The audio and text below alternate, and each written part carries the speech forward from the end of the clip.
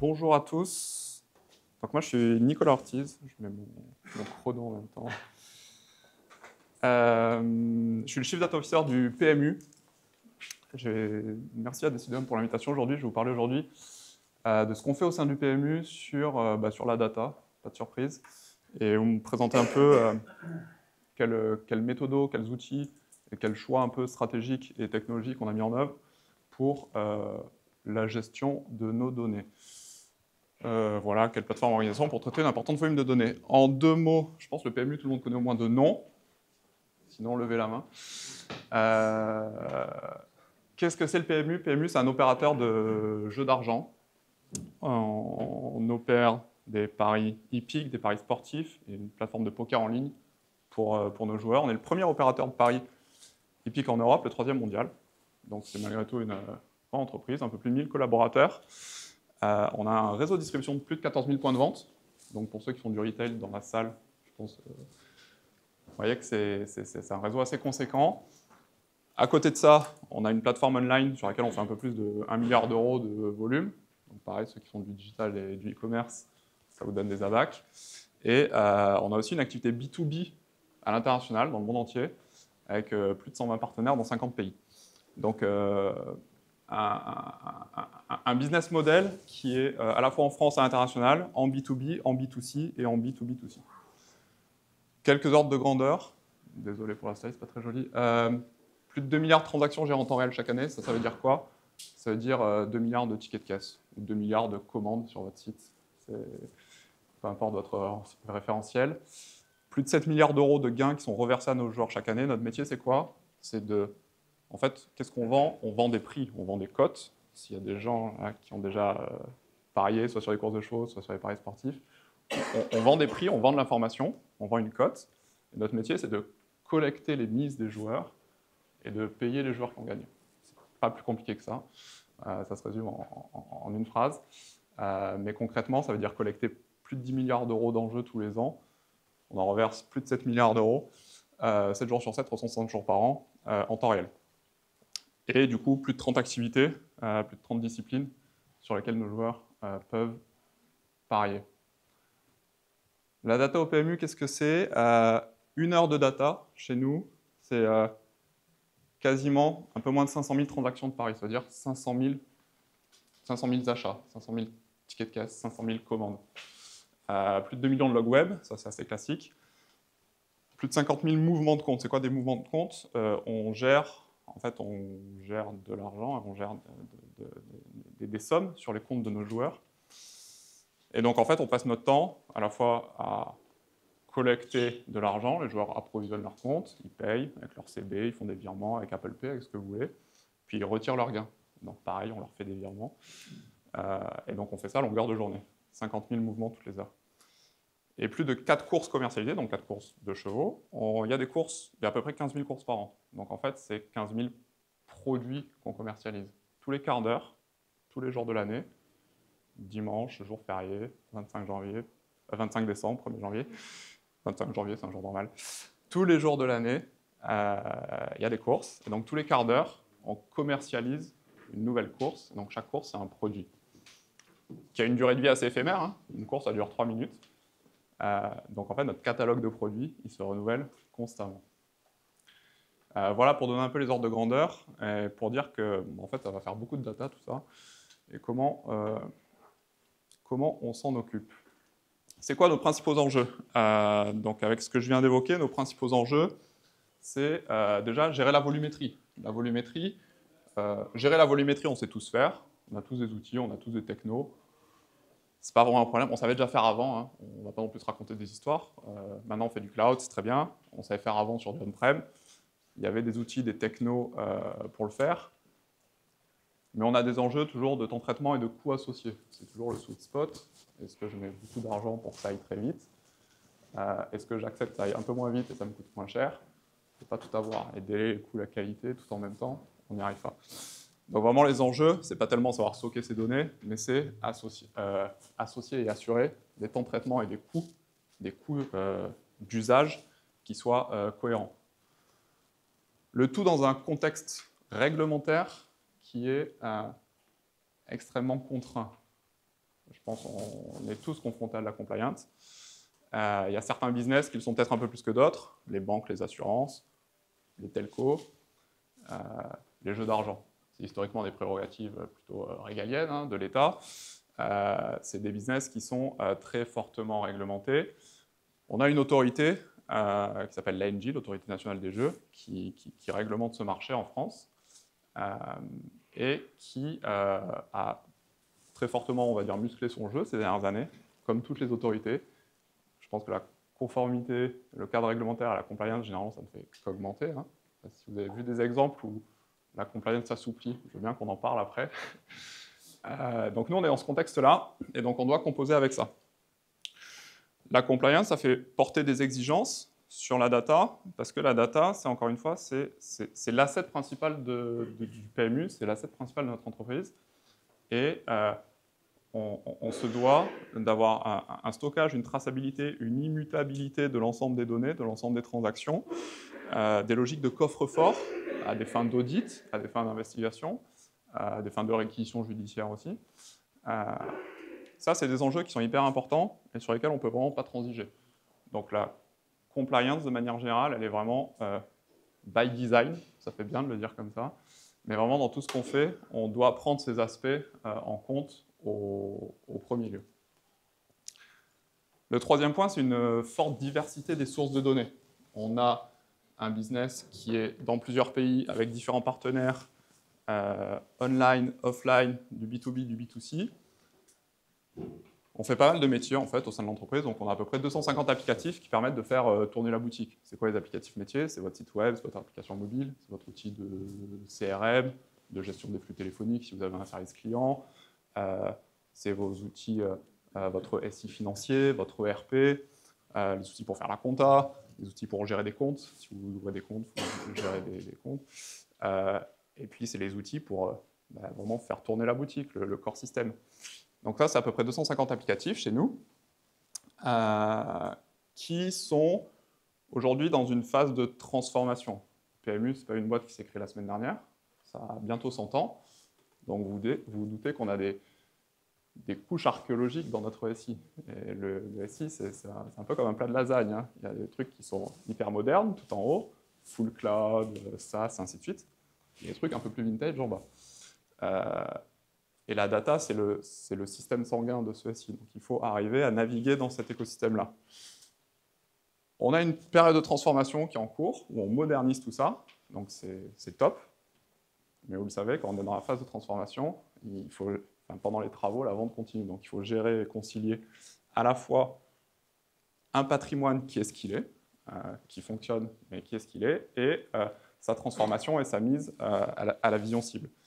Et donc ça entraîne une hétérogénéité de typologie de données. J'ai mis données structurées, non structurées, mais c'est aussi une hétérogénéité de technologies sous-jacentes, de systèmes. Et ça, c'est de la complexité à gérer, notamment sur des aspects de maintenabilité, il faut gérer le run, sur des aspects de réconciliation, techno différentes, faire parler les technos différentes ensemble, et surtout de data quality, de gouvernance.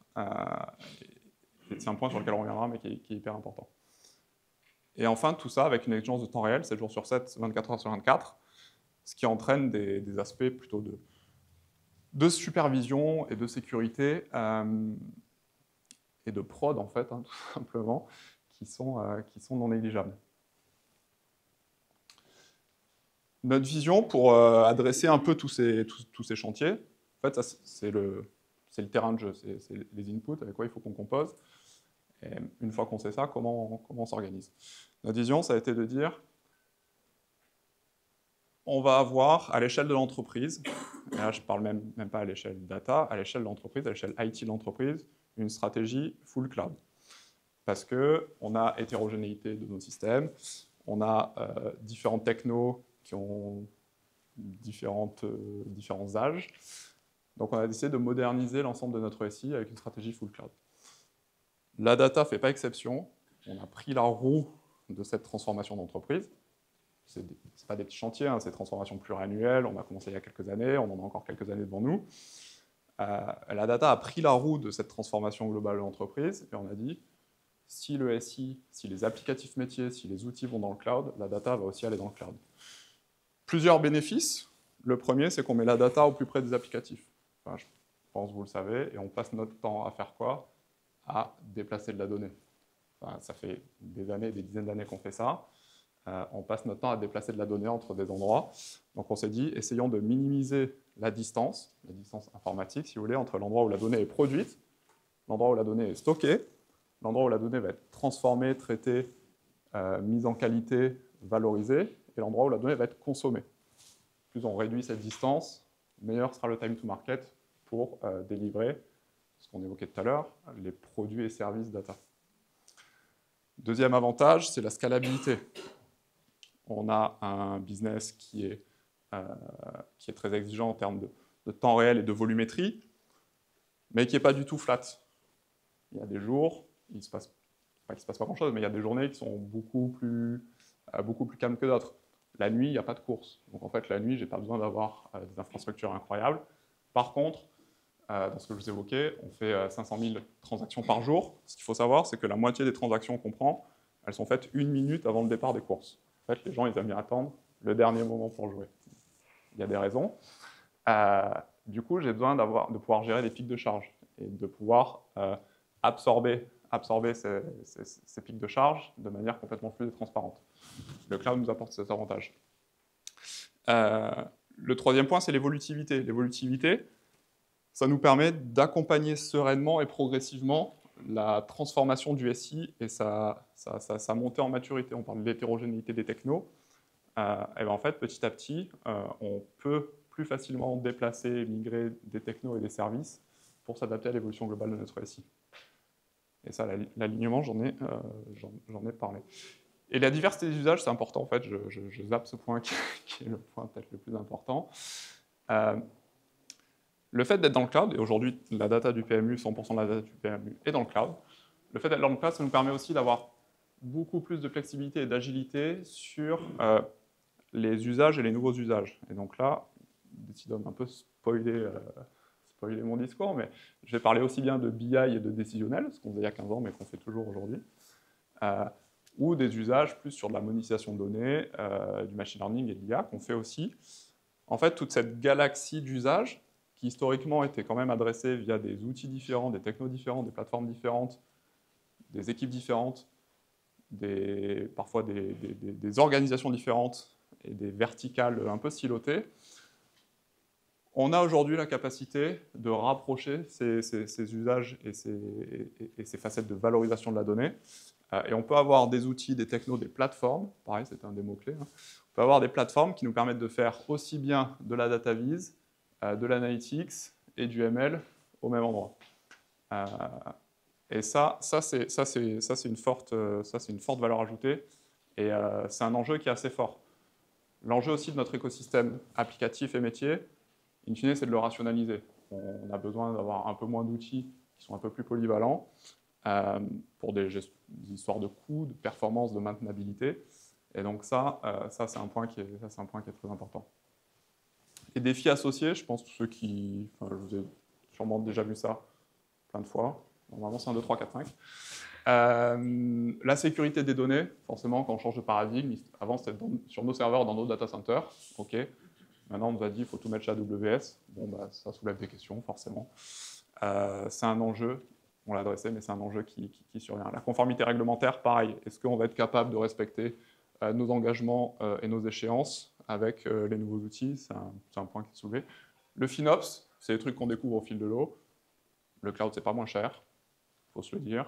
Je pense que vous le savez, maintenant ça commence à se savoir. C'est pas moins cher, c'est juste qu'on paye différemment. Et donc il faut avoir pilotage et une vision assez fine pour pas avoir de mauvaises surprises. Et après, les aspects de gestion de changement et de gouvernance qui sont structurants, et je vais revenir sur la gouvernance. Alors c'est ça, je pense que vous l'avez déjà vu 25 000 fois. Decidom a montré la même, plus jolie d'ailleurs, juste avant. Je suis un peu jaloux. Mais globalement, qu'est-ce qu'on fait aujourd'hui? Aujourd'hui, on a une organisation agile à l'échelle. On a des product teams qui gèrent l'ensemble de nos applicatifs métiers, notre patrimoine qui fait tourner la boutique. Donc, je redis, notre site web, les outils de prise de pari, les outils de CRM, les outils financiers, ainsi de suite. Toutes ces équipes, forcément, produisent de la data opérationnelle, de la data de production. Et aujourd'hui, ce sont les équipes qui sont en charge des applicatifs qui sont aussi en charge du patrimoine de données inhérent à leur applicatif. Ça, c'est un choix qu'on a fait historiquement dans l'entreprise. Donc l'équipe s'occupe du CRM et en charge de la donnée client.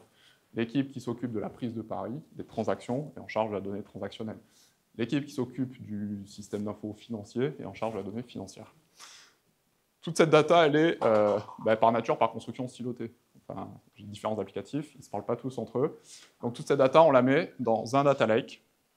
Alors ça, c'est un point sur lequel je reviens. Dans un data lake, on en a un seul. Il est gros, il y a plein de trucs dedans, mais on en a un seul. On a été assez strict et assez ferme là-dessus, et je remercie d'ailleurs mes prédécesseurs, pour garder à l'esprit que l'objectif, la donnée, elle prend de la valeur quand on arrive à la réconcilier, à la mettre en corrélation et quand on arrive à relier différentes natures de données. Et en fait, quand on fait ça, mais qu'on a 2, 3, 5, 8 data lakes qui poussent comme des champignons à droite, à gauche, en fait, on n'a pas vraiment résolu le problème, on se crée d'autres complexités. Donc on a vraiment un seul data lake, c'est un repos central d'entreprise, donc très classique, les couches euro, silver, gold, ainsi de suite, dans lequel on fait tout ce qu'on a évoqué tout à l'heure, toute la partie factory, toute l'usine, la collecte, le stockage, la transformation, la mise en qualité et l'exposition. L'exposition, elle se fait pour l'ensemble des consommateurs de la donnée. Je suis le CTO de la boîte, je ne suis pas du tout propriétaire de la donnée. Et je n'ai pas vocation à l'être. Mon job, c'est de faire en sorte que tout le monde dans l'entreprise puisse utiliser, puisse exploiter la donnée en confiance. C'est-à-dire qu'aujourd'hui, vous demandez à 3 personnes, il n'y a pas 3 réponses pour le chiffre d'affaires, il n'y a pas 3 réponses pour le nombre de clients, le nombre de commandes qu'on a fait hier. Toute la donnée et tous les insights viennent se sourcer sur cette base unique, sur laquelle on a mis une gouvernance assez forte pour centraliser schématiquement les règles de gestion, les règles métiers, tous ces trucs qui sont généralement assez laborieux, on l'a implémenté dans ce data lake qui est central. Et par-dessus, on a mis j'ai mis quelques exemples d'usages, il y en a d'autres, mais il y a des usages assez basiques ou assez prosaïques, c'est ralimenter des systèmes et des bases de données avec de l'info enrichie. En fait, les databases qui sont là-haut, in fine, c'est aussi celles qui sont là, donc mon outil de CRM, il est content d'avoir des résultats de segmentation, des résultats de scoring, les montants moyens des commandes de mes clients, ainsi de suite. On expose des API, on fait de l'alerting, on fait de la BI aussi, toujours. On délivre des insights, et on fait de l'IA, du ML et de l'IA. Cette partie-là, ce que j'ai mis tout en vert, c'est le data office chez nous, donc c'est l'organisation plutôt centrale et centralisée qui en charge tout le cycle de vie de la donnée, et donc qui intervient de ça, donc non pas de sa fabrication, la production de la donnée est à la charge des équipes métiers, enfin des équipes produits, mais qui intervient de sa phase de collecte jusqu'à sa phase de restitution, d'exposition et d'usage. Donc c'est exactement ce qui a été présenté juste avant. Et ici, sur la partie usage et consommation, on a un modèle hybride, pareil. Je n'ai pas vocation à ce que tous les data analysts de l'entreprise soient dans mon équipe. Enfin, s'ils veulent, mais je n'ai pas de velléité pour. Et donc aujourd'hui, on a une organisation hybride là-dessus, ce qui fait que certaines directions métiers, certaines BU sont plus matures sur l'usage de la donnée. Je ne sais pas, peut-être chez vous, la direction e-commerce ou marketing, c'est souvent des clients historiques. Ils ont le droit et ils ont leur business analyst, leur data analyst qui vont consommer le patrimoine de données. Mais ils vont consommer les mêmes outils et le même patrimoine de données que mes data scientists ou mes gars qui vont faire des nouveaux projets sur l'IA. Le patrimoine de données est unifié, consolidé, mis en qualité et exposé de la même manière, de manière indifférenciée, à l'ensemble des utilisateurs. Les petites frontières qui sont là, c'est ce que j'ai mis en rouge, c'est les zones de gouvernance. C'est toujours là où il y a un peu des frictions, parce qu'on se dit, où est-ce que, c'est pour ça que c'est plutôt un nuage et pas une boîte, où est-ce que cette frontière de responsabilité s'arrête ou commence? Et pareil ici, entre les métiers et les experts data ou les équipes centrales, où est-ce que ça s'arrête et où est-ce que ça commence?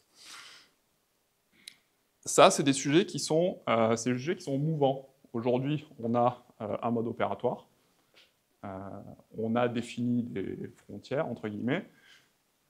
c'est pas forcément les mêmes que celles d'il y a 2 ans. Rien ne nous dit qu'on va garder les mêmes frontières l'année prochaine ou dans 2 ans. On se laisse évidemment la latitude et la flexibilité, et on accepte collectivement, et ça c'est hyper important, on accepte collectivement que ces frontières vont évoluer et que la gouvernance associée va évoluer. Et on accepte collectivement que la composition des équipes et qui est rattaché à qui travaille où, est-ce que c'est centralisé, décentralisé, on accepte collectivement qu'on fasse vivre ce modèle-là.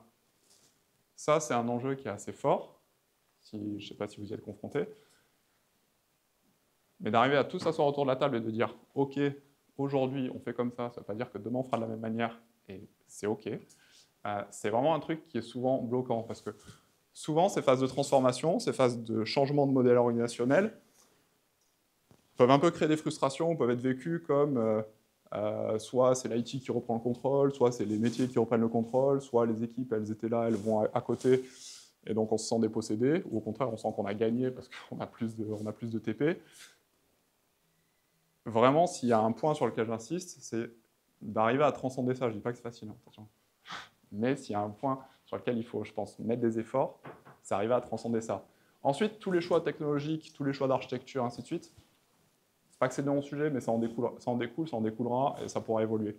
Mais ce point-là, il est vraiment hyper important.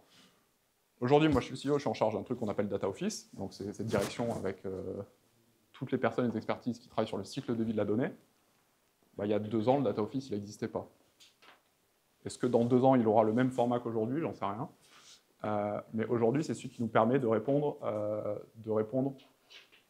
au mieux, en tout cas de la meilleure des manières possibles par rapport à l'entreprise et ses ambitions, à nos enjeux data. D'ailleurs, est-ce que dans 2 ans, il aura la même forme? Je suis quasiment sûr que non. Ça me fait une transition, j'y avais pas pensé, avec ce dont je vais parler, la slide d'après, pas celle-là, celle d'après. Là, c'est juste quelques exemples de cas d'usage. On fait de la personnalisation marketing, ok. Là aussi, il doit y avoir un petit 2. Ça, je pense, tout le monde le fait. C'est pas nouveau. En même temps, si quelqu'un avait trouvé la formule magique sur le bon message au bon client, au bon moment, au bon prix, bah, je pense qu'on n'aurait plus de job là, collectivement. Donc ça, on le fait, et c'est des sujets qui continueront à vivre. On parlait d'IA, on a fait aussi notre chat GPT interne, qui s'appelle chat PMU, je pense. Pareil, c'était un peu le must-do il y a 18 mois. Je pense que certains d'entre vous l'ont fait aussi. On a pu le faire facilement parce que notre infra était moderne, notre stack était prête à l'accueillir, et donc ça s'est fait en mode plutôt plug and play. L'avantage, c'est que le patrimoine de données sous-jacent était déjà réconcilié, était déjà en qualité, était déjà documenté. Et donc la valeur ajoutée, pourquoi reconstruire un truc plutôt que utiliser ChatGPT, qui met des dizaines de milliards de R&D et qui fait un truc qui marche plutôt bien. En fait, là, l'avantage, c'est que je peux consommer ma propre donnée, ma donnée d'entreprise, dans un cadre sécurisé. Donc, ma donnée, elle reste chez moi, et mon outil, il consomme les meilleurs algos du marché. Okay, les algos, c'est des commodités. À un moment donné, j'utilisais Claude, demain, peut-être que je changerai, peu importe. Mais surtout, il consomme mon patrimoine de données. Et ça a une valeur qui est vraiment différenciante par rapport au simple fait d'utiliser un outil du marché. Cas d'usage, on fait des choses sur le jeu responsable. Donc c'est de l'analyse de comportement de nos clients pour répondre à des exigences réglementaires. On fait aussi pas mal de choses sur antifraude, lutte contre le blanchiment. Ça, typiquement, c'est un exemple tout bête. Antifraude, lutte contre le blanchiment, en fait, vous passez votre temps à faire quoi? À détecter des patterns atypiques. Et les patterns atypiques, comment on les détecte? En fait, en croisant plein de données qui viennent de plein de sources et de plein d'outils différents. Si vous regardez de manière silotée dans chacun de vos outils, vous dites, bon, ok, a priori, tout va bien. D'un côté, je vois des transactions, de l'autre côté, je vois des paiements, à côté, je vois des modifications sur des comptes. Individuellement, tous ces patterns-là ne déclenchent pas forcément d'alerte.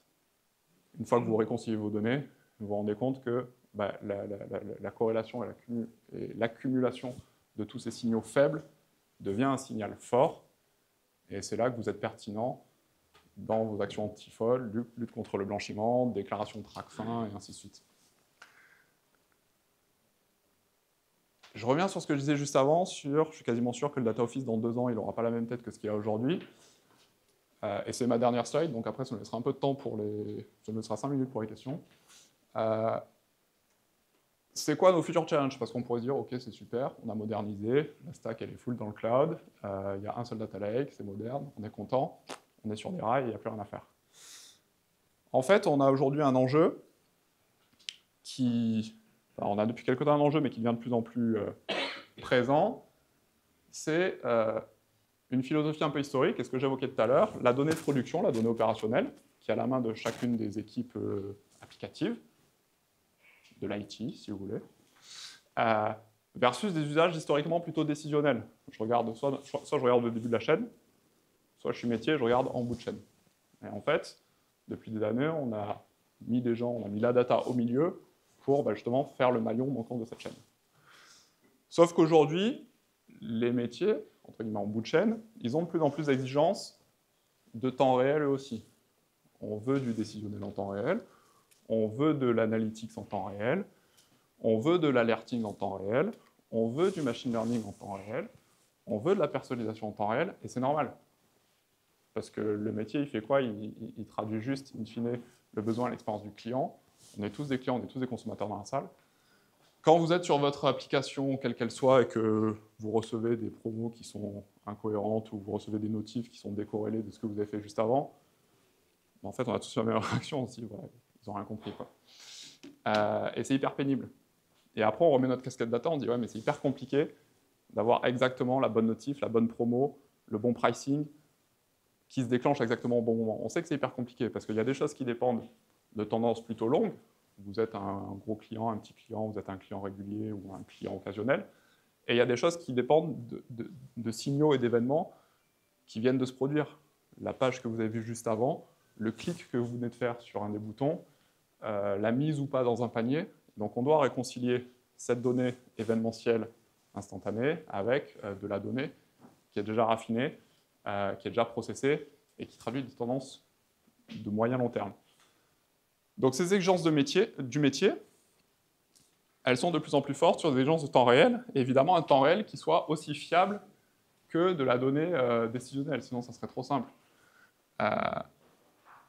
Donc aujourd'hui, on a un vrai enjeu, encore une fois, de gouvernance. Sur mon schéma tout à l'heure, c'était plutôt la zone de gauche, qui est de se dire comment demain, je suis capable d'avoir une unification de mes flux de données temps réel, donc de mes données opérationnelles, de mes données de production, qui soit d'un niveau de qualité suffisant pour que je puisse brancher dessus des usages métiers qui répondent aux ambitions de l'entreprise. Consommer de la donnée en temps réel, c'est assez facile. On sait faire du stream, on met des données dans des bus, ce que vous voulez, on fait des alertes, ça fonctionne. En fait, s'assurer que la somme de tous les événements de la journée, ça fait le total à J+1, ça, on sait tous que c'est plus compliqué. Et donc, l'enjeu aujourd'hui, il est là. Il est quelle zone de gouvernance on va mettre entre la partie purement production opérationnelle et entre la partie historiquement à froid, même si le à froid est agi, hein, mais le à froid est le temps qu'on est stocké, qu'on est collecté, stocké, transformé, mis en qualité.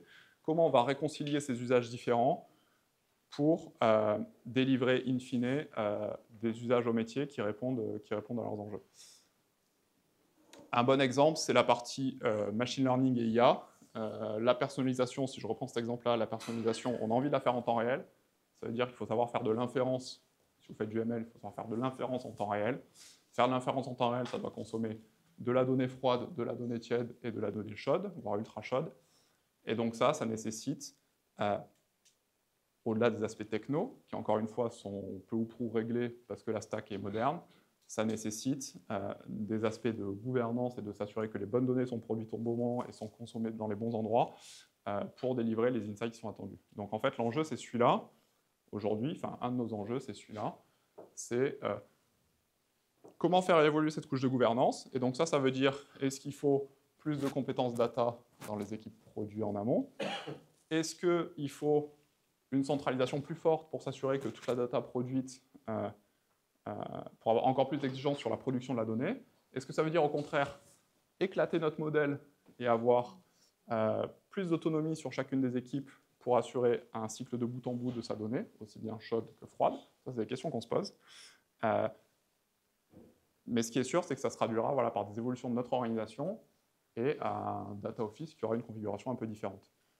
L'objectif, in fine, étant voilà, de produire des insights et du ML as a service, ça fait bien de le dire as a service, mais c'est quand même une réalité, c'est de se dire, on passe d'un mode de fonctionnement où on a soit une vision temps réel d'une part, soit une vision décisionnelle d'autre part, à un monde où ces deux visions sont réunifiées et surtout sont cohérentes entre elles. Voilà pour moi, j'en ai fini. Si vous avez des questions, des remarques, des interrogations, n'hésitez pas. Et je crois qu'on est pas mal sur le timing. Vous parlez donc d'organisation, très intéressant. Point de vue de technologie, ouais. vous utilisez quoi? Ouais, j'ai pas mis les logos, non, mais je vais les énoncer. Donc AWS, toute la donnée est sur AWS. Ensuite, on a deux partenaires principaux, Dataiku pour la partie plutôt usage, donc transformation, exploitation, restitution, plutôt à vocation de profil avancé, ou en tout cas sensibilisé, et Qlik sur toute la partie plutôt data vis, BI, KPI, et self-service, donc pour des publics un peu plus consommateurs simples. Aujourd'hui, on a plus de 600 personnes qui consomment Qlik, et on a une centaine de personnes qui consomment Dataiku. Ces deux outils étant les deux outils principaux, voire quasiment uniques, on a fait ce travail de rationalisation, ainsi de suite, qui sont directement on top de la plateforme, qui est 100% sur AWS. Et sur la partie data ingestion, ETL, ESB? Ouais, sur la partie data ingestion, on fait... alors, sur tout ce qui est stockage, transformation, ensuite, on a capitalisé quasiment à 100% sur les services natifs d'AWS. Donc, on fait du Glue, les données sont dans des S3, ainsi de suite. Airflow pour ordonnancer. J'ai pas de... Si c'est le sens de la question, j'ai pas de couche intermédiaire, j'ai pas un Snowflake ou une plateforme, un type Databricks qui permettrait de réconcilier ces types d'usages. Là, on est un peu plus dans le dur, entre guillemets, ou dans le code. Et donc, c'est les équipes en charge du Data Lake qui ont construit leur plateforme vraiment en capitalisant sur les services natifs. Alors déjà, merci pour la présentation qui était très intéressante. J'avais une question autour de la data. Vous parliez de la forte volumétrie chez PMU. Comment ça se passe quand on clique? Est-ce que les applications sont aussi de forte volumétrie ou pas? Notamment, parce que vous avez la question notamment par rapport à la limite sur la formule de base de CloudCloud sur la limite à 5 Go de disque de computation. Ouais. Alors, c'est une très bonne question. Je vois que Thomas est là, donc on va longuement parler. Alors, sans trahir de secret, on a des applications Qlik qui sont très grosses, très volumineuses. Ce que je n'ai pas dit aussi plus précisément, c'est qu'on le fait cette année. Là, on est en train de migrer notre Qlik on-prem vers Qlik Cloud. Donc, on va être confronté à ces limites-là. J'ai aussi remis au pot pour acheter un peu d'extension pour avoir un peu plus de place. Voilà, je le dis.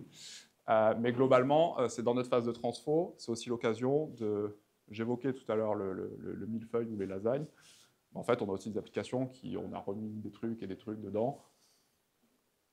C'est aussi le moment de se poser ces questions de j'ouvre le capot, qu'est-ce que je conserve, qu'est-ce que je garde, qu'est-ce que je fais différemment, qu'est-ce que je fais porter aussi de manière sous-jacente à mon data lake. Dans ma couche, on va dire gold, je peux aussi faire des data marts pour simplifier les choses et avoir moins de données qui remontent.